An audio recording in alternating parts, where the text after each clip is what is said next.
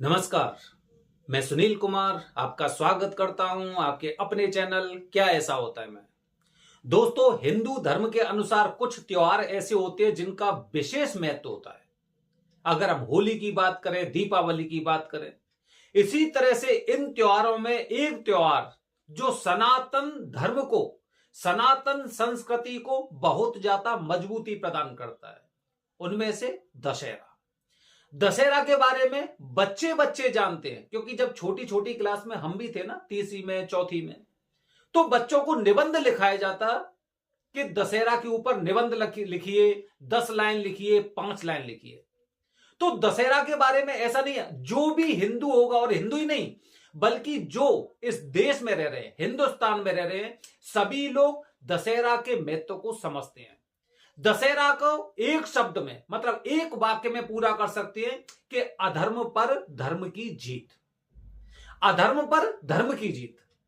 तो दोस्तों, आज अपनी वीडियो के माध्यम से आपको बता रहा हूं मैं कि दशहरा के दिन आपको क्या करना चाहिए और क्या नहीं करना चाहिए, किन चीजों से आपको बचना चाहिए। घर में, परिवार में किसी भी तरह की आपको अगर समस्याएं हो रही हैं, परेशानी है, बीमारी है, शत्रु बाधा है, तो उन सब चीजों का समाधान भी आज इस वीडियो के माध्यम से मैं आपको बता पाऊंगा। दोस्तों, जैसे कि दशहरा को हमेशा बताया जाता है कि असत्य पर सत्य की जीत हुई। अगर हम सबसे पहले रावण की बात करते तो रावण को एक कहते हैं ना, दैत्य कुल मिला था। तो दैत्य का वंश जरूर मिला था, लेकिन रावण बहुत ज्यादा ज्ञानी और विद्वान इंसान था। रावण को आप इस तरह से समझ सकते हैं कि अगर वो अधर्म के रास्ते पर नहीं चलता तो उसे मुक्ति भी नहीं मिलती, क्योंकि उसे इस तरह का श्राप मिला हुआ था। ठीक है। अच्छा, तो दोस्तों, दशहरा वाले दिन हमें क्या नहीं करना चाहिए। रावण ने क्या किया? रावण ने क्या किया? रावण ने एक तरह से गलत काम यह किया कि वो झूठ बोला, उसने वेश बदला। ठीक है, मतलब इस तरह के उसने जो कार्य किए थे और सीता माता का हरण किया था। तो इस दिन हमें विशेष रूप से ध्यान रखना है कि हमें झूठ नहीं बोलना है। घर परिवार में मजाक में आप कुछ भी बात करें, मैं उन चीजों की बात नहीं कर रहा, लेकिन अगर कहीं पे आपको साक्ष्य के रूप में पेश किया जा रहा है, कहीं गवाही के रूप में पेश किया जा रहा है, या फिर कहीं पे आपका दिया हुआ बयान महत्व रखता है, तो वहां पे आपको झूठ बोलने से बचना चाहिए। नहीं तो ध्यान रखिए, ये आगे चल के आपका विध्वंसक हो सकता है, आपका विनाशक हो सकता है। ठीक है, इस तरह से होता है। अच्छा, दूसरा दोस्तों, हमें अपना भेष बदलने का मतलब दोस्तों ये हो गया कि हमारा चेहरा किसी और को कुछ दिखाई दे रहा है और हमारे मन में बहुत तरह की नकारात्मक बातें उनके प्रति चल रही हैं। मन विषैला है, मन में आपके में बहुत ही दुर्भावना किसी के बारे में, लेकिन मुंह पे एक मीठी सी हंसी रहती है। और ये भी आपकी एक कहते हैं ना, प्रायोजित चीजें होती हैं। कुछ आपके अंदर कुछ ऐसी चीजें होंगी जिसकी वजह से आप उससे बदला लेना चाह रहे हैं, या फिर यह कि कुछ दुर्भावना आपकी ऐसी है कि कभी भी आप उसके साथ अनर्थ कर सकते हैं। तो इस तरह के कोई कार्य कर रहे हैं तो आपको इन चीजों से बचना चाहिए। दोस्तों, मोटे तौर पर कह सकते हैं कि आपको दशहरा वाले दिन कुछ इस तरह का कार्य नहीं करना चाहिए जैसा कि रावण ने किया था, या फिर उसकी प्रवृत्ति में, या फिर जो दैत्यों वाली प्रवृत्ति होती है उसके अनुसार नहीं करना चाहिए। दैत्यों वाली प्रवृत्ति भी दोस्तों, जैसे तामसिक भोजन होता है, उससे भी आपको दशहरा वाले दिन बचना चाहिए। मतलब दशहरे का मतलब हो गया कि ऐसा नहीं कि केवल दशहरा वाले दिन, मतलब 2-4 दिन इधर और 2-4 दिन इधर, ये भी पूरा होता है। क्योंकि जब भगवान श्री राम का रावण से युद्ध होने वाला था तो दशहरा वाले दिन मरा जरूर था, लेकिन उससे पहले पूरी चतुरंगिनी सेना एकदम तैयार हो चुकी थी उसका विनाश करने के लिए। तो इसीलिए उससे कुछ समय पहले, कुछ समय बाद में आपको इन चीजों का ध्यान रखना चाहिए। गलत नीति हमेशा आपके लिए विनाशकारी साबित हो सकती है। अच्छा, अगर घर परिवार में किसी तरह की शत्रु बाधा है, किसी भी तरह की कोई समस्या है, तो क्या करना चाहिए? इसके लिए विशेष उपाय बता रहा हूं दोस्तों। उस उपाय को अगर आप करेंगे तो निश्चित रूप से दीपावली तक आपको उसका परिणाम, आपको अच्छा परिणाम प्राप्त हो जाएगा। अगर आपको ऐसा लगता है कि आपके घर परिवार में किसी को भी कोई ऊपरी बाधा है, तांत्रिक शक्ति है, काला जादू है, या फिर घर में परेशानियां खत्म होने का नाम नहीं ले रही हैं, तो दोस्तों एक जटा वाला नारियल लेके आइए।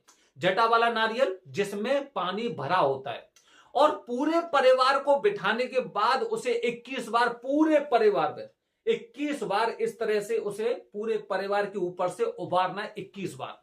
और उसके पश्चात जहां पे रावण का दहन होता है वहां पर आप इसे अग्नि को वो कर दो, ठीक है, अग्नि में डाल दो। ये मान लो आपके जीवन की, आपके परिवार की, आपके घर परिवार के वास्तु दोष सारे के सारे खत्म हो जाएंगे। ये तो ये हो गया। अच्छा दोस्तों, इस दिन किया गया दान वो बहुत ज्यादा महत्वपूर्ण होता है, बहुत ज्यादा महत्वपूर्ण। कभी आपने देखा होगा बहुत से लोग ऐसे होते हैं जो मरने वाले होते हैं लेकिन उनके प्राण कहीं ना कहीं अटके होते हैं। बहुत से लोग ऐसे होते हैं। काफी लोग ऐसे होते हैं जिनका एक्सीडेंट हो जाता है, कोमा में पड़े रहते हैं, लेकिन उनके प्राण नहीं निकल पाते क्योंकि बचने की उनकी उम्मीद एकदम खत्म सी हो चुकी है। उस समय आपसे जितने लोग कहेंगे वो एक ही बात कहेंगे कि आप दान करिए, दान करिए। रावण की भी यही स्थिति थी कि जब अमोघ बाण द्वारा उसका वध किया गया था तो नीचे पड़े हुए बुद्ध बिलख रहा था, ठीक है। तो हम अगर उसी स्थिति को लेकर चलते हैं तो हम ये मान के चलिए कि इस दिन किया गया दान सीधा स्वर्ग को जाता है। आप किसी भी माध्यम से किसी को भी दान कर रहे हैं, चाहे आप गाय के लिए चारा खिला रहे हैं, चाहे आप किसी ब्राह्मण को भोजन करा रहे हैं, या फिर जानवरों को खाना खिला रहे हैं, किसी भी तरह का दिया गया दान आपको सीधा मोक्ष में लेके जाता है, सीधा मोक्ष में लेके जाएगा। तो इस दिन दान जरूर करना चाहिए। वैसे भी विष्णु पुराण में भी कहा गया है कि जो दान पृथ्वी पर किया जाता है उसकी बराबरी कोई नहीं कर सकता किसी भी लोक में। अच्छा दोस्तों, और दान के भी काफी तरीके होते हैं, आपने इन सबको करा दी। काफी लोग बहुत अच्छी अच्छी पूजा भी कराते हैं, क्योंकि दशहरा मतलब दसों दिशाएं उनके जीवन की खोलने के लिए वो कुछ इस तरह की पूजा कराते हैं, जिसमें कि एक हो गया लघु रुद्राभिषेक, कम से कम लघु रुद्राभिषेक, जिसे 11 ब्राह्मण करते हैं, लघु रुद्राभिषेक करवाते हैं, बहुत अच्छा रहता है। 1.25 लाख महामृत्युंजय मंत्र का जाप करवाते हैं। 2 पूजा विशेष रूप से फलदायी होती हैं दशहरा वाले दिन। वजह बता रहा हूं दोस्तों, क्योंकि अगर हम धर्म की बात करते हैं तो रावण का वध हुआ था, ठीक है। अब इसी तरह से दोस्तों अगर हम एक पुराने उसमें द्वापर युग में जाते हैं तो जब पांडवों ने कौरव की सेना का संहार कर दिया था, फिर भी उनके परिवार के लोग थे, उनके सगे संबंधी थे, तो उन पर दोष लगा था। और उस दोष से मुक्ति पाने के लिए हालांकि धर्म की जीत हुई, हालांकि सत्य की जीत हुई, फिर भी अगर कोई किसी इंसान का वध करता है तो निश्चित रूप से उस पर दोष लगता है, पाप लगता है, पाप का भागीदार होता है। और जब ये लोग पांडव लोग जब युद्ध जीत चुके थे तो इनके मन में, जो राजा युधिष्ठिर थे, उनके मन में एक ही संशय था कि भाई बंधुओं का वध किया है तो दोष तो हमें लगा है, पाप तो हमें लगा है।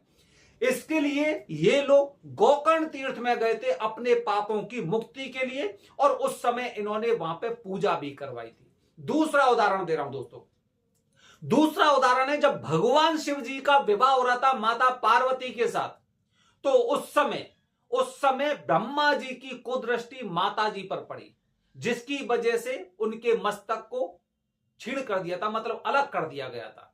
तो उस समय क्या हुआ, भैरव बाबा ने, जो भैरव थे, भैरव ने ब्रह्मा जी के मस्तक को धड़ से अलग कर दिया था।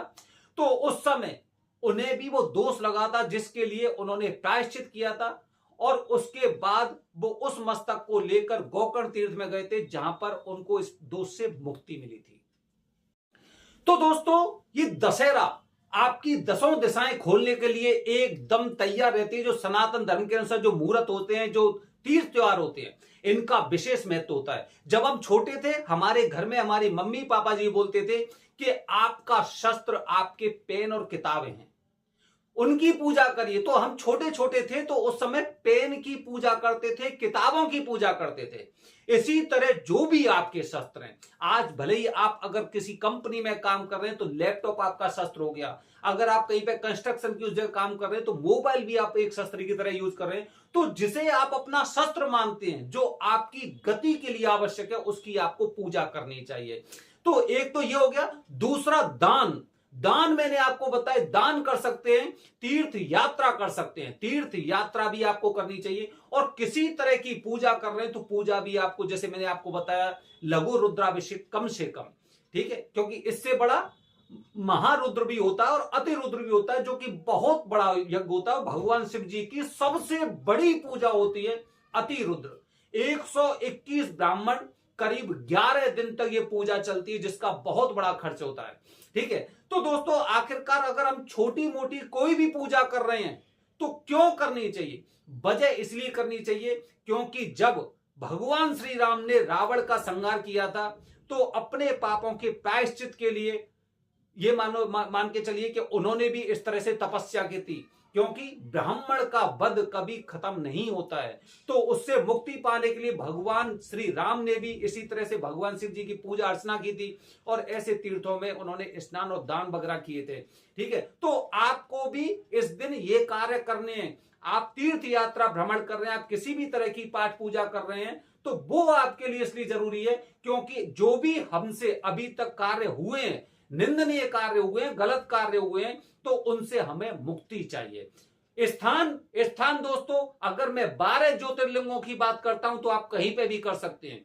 12 ज्योतिर्लिंग के अलावा अगर आप बामन सिद्धपीठ है वहां पे करना चाहते हैं, वहां पे कर सकते हैं। खाटू श्याम महाराज कर सकते हैं, गया जी में कर सकते हैं, प्रयागराज में कर सकते हैं, हरिद्वार कर सकते हैं, केदारनाथ, बद्रीनाथ कहीं पे भी कर सकते हैं। लेकिन मैं आपको बताऊंगा सर्वश्रेष्ठ स्थान, ये सारे बेस्ट है, बहुत श्रेष्ठ स्थान है, लेकिन सर्वश्रेष्ठ स्थान हमारी नजर के अनुसार क्योंकि भूलोक में, मृत्युलोक में महाकाल की पूजा बताई गई है। और जब मंदिर में यह पूजा होनी है तो निश्चित रूप से दशहरा के दिन आपकी दसों दशाएं इस पूजा के बाद, इस दान के बाद, इस तीर्थ यात्रा के बाद सारी खुल जाएंगी और आपको सभी जगह से पॉजिटिव एनर्जी प्राप्त होगी, आपके सारे काम बनेंगे। बने रहिए हमारे चैनल के साथ दोस्तों, आने वाली वीडियो में कुछ इसी तरह की जानकारी। हर हर महादेव, हरिओम।